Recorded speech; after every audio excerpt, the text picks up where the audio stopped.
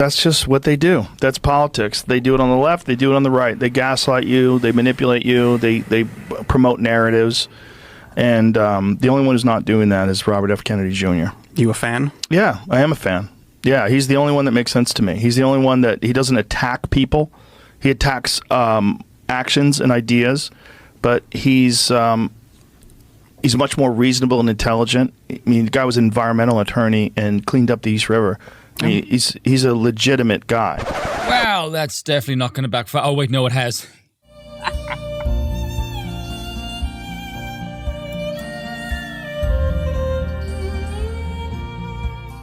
Well, in case you people need to be brought up to speed on this deliciously stupid sideshow over here, Joe Rogan, a man with one of the largest podcasts in the world, made the mistake of thinking he's a normal person and not one of the most watched people on planet friggin' Earth.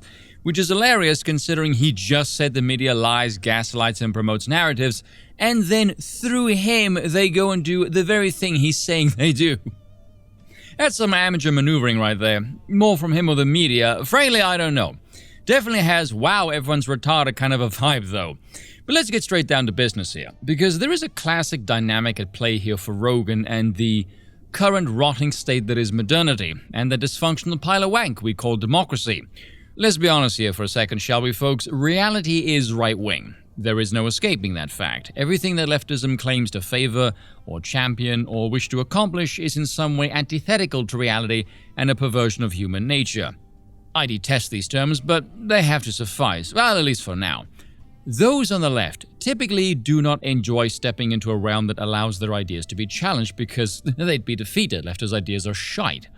They don't need to directly interface with the realm either. Simply its existence as a rivaling power structure where other ideas can flow is problematic enough, hence their desire to cut off and alienate themselves and others into an echo chamber because they can't even handle any ideas that contradict their own, because they're wrong and it makes them depressed and or violent. I'm sure you're all familiar with the videos of nitwitted children of collage meeting an alternative worldview. They turn into spastics. Very cult-like behavior, actually. Welcome to democracy. The thing, though, with Joe is he is in an unusual position where his profession has allowed him to earn fuck you money.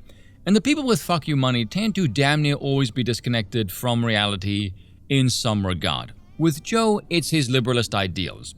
I mean, he's on record saying insanely deluded things like he's okay with spending more in taxes if they actually fix things, which says a lot. None of them good, mind you. He is pro-universal health care, doesn't give a crap about any of the idpol nonsense, well, up until it enters his realm of combat sports. Then again, you are subjecting one party to serious risk and or injury, thank you biological reality. He is in many ways a bleeding heart liberal hippie, just one that can throw a kick and hunt. But he has a platform, and he does find himself in conversations that do tend to skew more right-wing, insofar as they happen at all. Again, it doesn't matter what left-wing ideas you present on there if they are drowned out by superior right-wing ideas. If the people watching are already sufficiently inculcated against left-wing ideals, exposure to them shan't sway a soul. Though it might end up with the ideas in opposition being brutally mocked into oblivion. And rightfully so, because left-wing ideals are just plain asinine.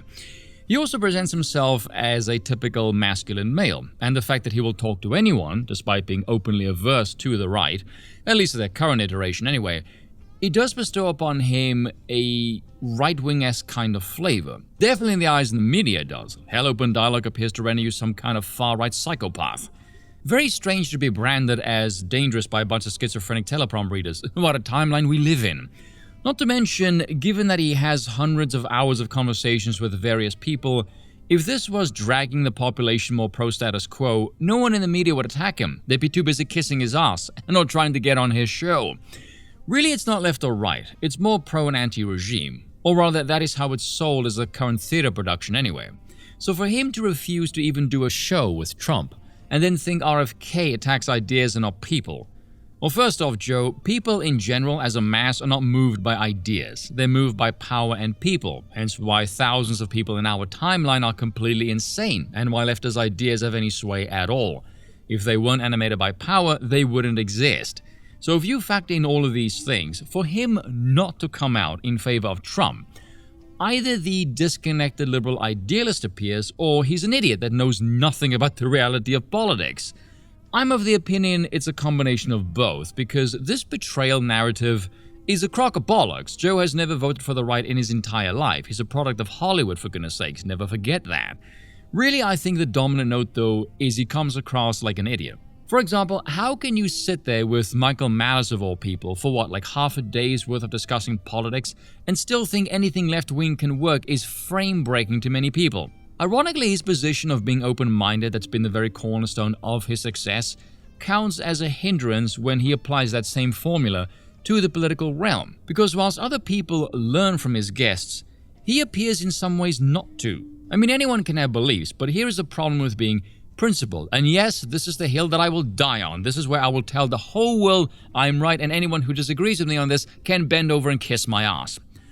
How you wish the world to be is not simply what best suits you or your wish list politics. It depends on the circumstances and the people in it. That sounds really obvious when you say it out loud, but it will still go over most people's heads unless you give them examples. You don't advocate for civil rights when a small portion of the population is committing the majority of the violent crime. You don't advocate for live and let live universalism when culling the capacity to produce offspring has become a trend. You don't advocate for universal healthcare when your nation practically has no border, you have an obesity epidemic, and you're $34 trillion in debt that is retarded. These are basic things that no sane civilization would even dare try to pull off. But the West is not filled or run by the sane. It's run by dregs who should be locked in a padded cell in a mental asylum. The same way you've got the political spectrum, you also have the civilization spectrum. On the one hand, you have disconnected libertarian hippie, the other creepy social engineer. One deluded, the other psychotic. Both idealistic, mind you, but one thinks the current state can be ignored, the other one utilized and contorted. Sort of the exaggerated extremes that I see at the moment. The power and or circumstances required to bring either of those two to fruition, no one mainstream ever bothers to discuss. Geez, I wonder why. And because the American realm of discourse is this highly online zone that has the capacity to crank up the emotion to 11, the whole vibe carries this feeling of existential dread, you know?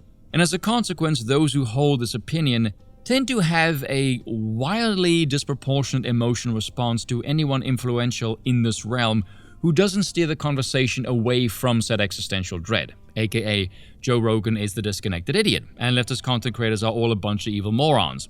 Which seems to be a fairly rational response when viewed within the context of the political theater. Outside of this, though, it looks rather absurd. Hence why you get reactions ranging from, how dare Rogan not side with Trump, look at the state of the country, he's a madman, to who on earth listens to Joe Rogan for political opinions anyway, to he's influential whether we like it or not.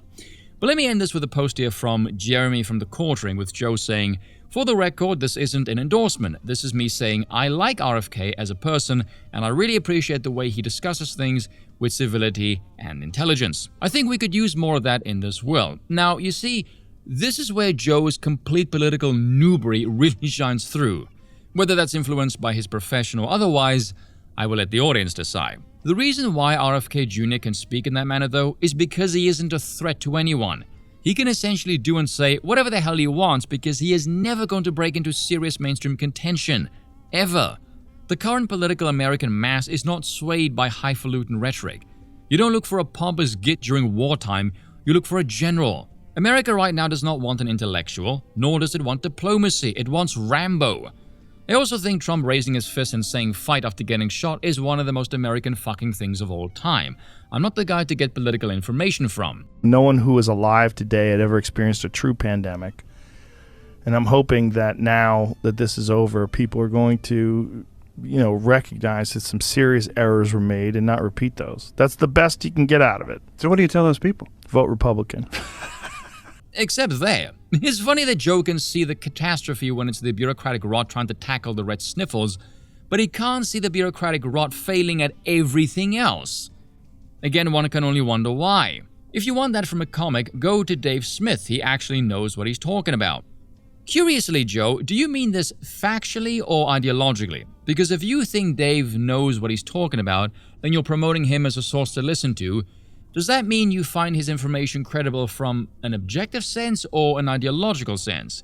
Because if it's the former and you're promoting him as knowledgeable and you aren't of a similar persuasion, you appear to be not objective in your worldview, which is rather strange. If it's ideological, what exactly is stopping you from believing the very same thing aside from the liberal idealist? And why are you promoting him then? See, this is why I could never listen to Rogan's political perspectives, because it's all over the place. It's like a damn kaleidoscope. See, all that melting down and infighting was pointless. Joe Rogan never endorsed RFK. This is what Team Kamala wants. Stay the course. Okay, two things. A, the Kamala Harris campaign doesn't benefit from this in any way, shape, or form. I can't even fathom how in any way this is beneficial to Kamala Harris. And B, and this is kind of funny, this entire episode is completely pointless, and it's already forgotten, and for reasons I will get into in the next video. Timmy boy, put away your stupid black pills. Cheers for watching, and once again, I apologize for nothing.